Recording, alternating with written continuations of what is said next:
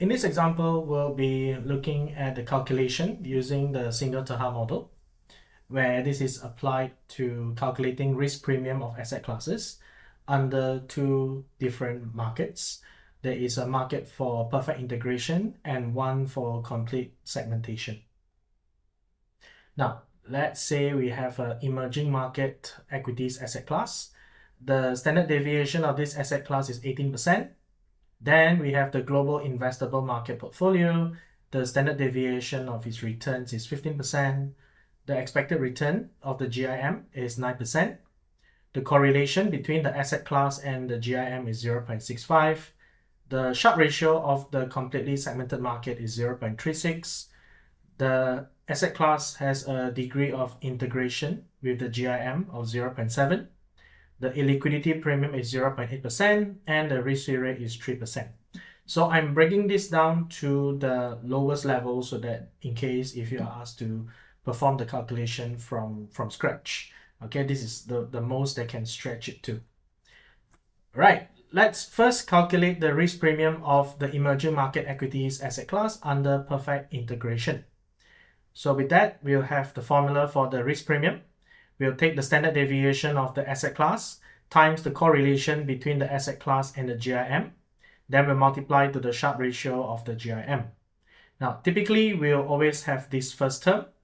And the second term only applies if the question provides an illiquidity premium, then you will have to add it in. Now, for the standard deviation of the asset class is 18%. The correlation is 0.65, but this is not provided to us. Okay, we have the illiquidity premium, which is 0.8%. So how do we get the Sharpe ratio for the GIM? So using the formula for Sharpe ratio, that would be the return of the GIM, which is 9%, minus the risk-free rate, which is 3%. Then we divide by the standard deviation of the GIM, which is 15%. So that's 9 minus 3 over 15, so that's 0.4.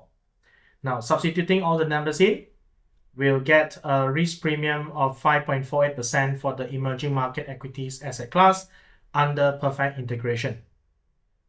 Next, calculate the risk premium of the asset class under complete segmentation. So under complete segmentation, we will have to push the correlation to 1. That is the setting or the parameter for a completely segmented market.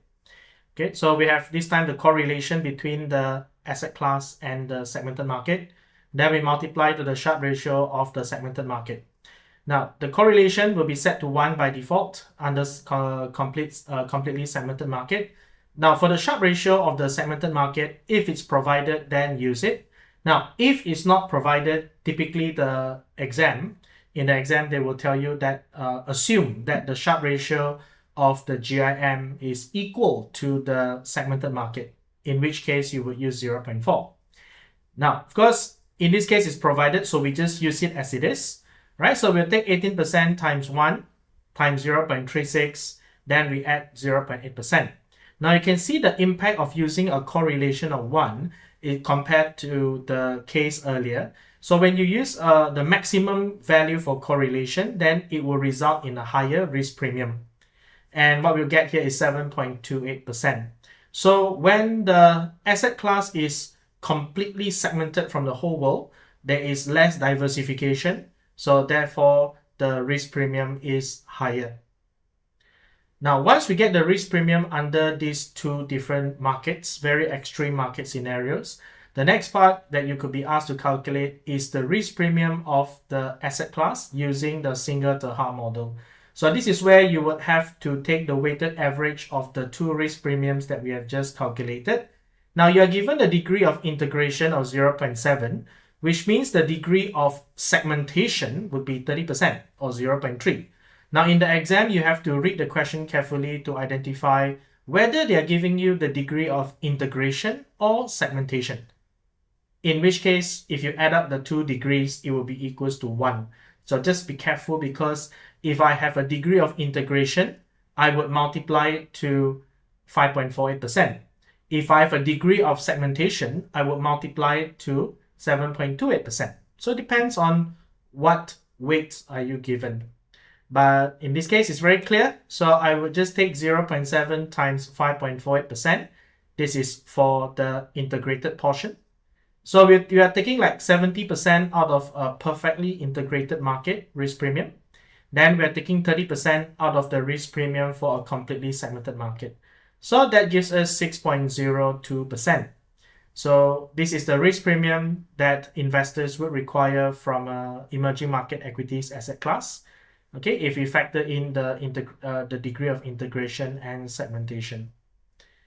Now, finally, if you're asked to calculate the expected return of the emerging market equities using the Singer-Terhaar model, then we'll take the risk-free rate plus the risk premium that we've computed earlier. So that's 3% plus 6.02%, which is equals to 9.02%.